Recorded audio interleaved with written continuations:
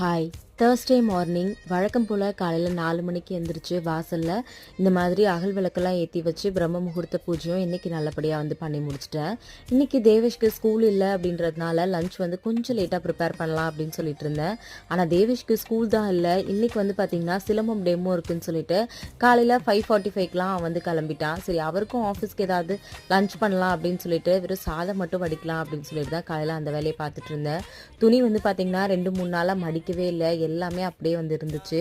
என்னால் முடிஞ்ச அளவுக்கு கொஞ்சம் துணியை மட்டும்தான் மடித்து வச்சேன். மீதி துணி அப்படியே இருக்குது.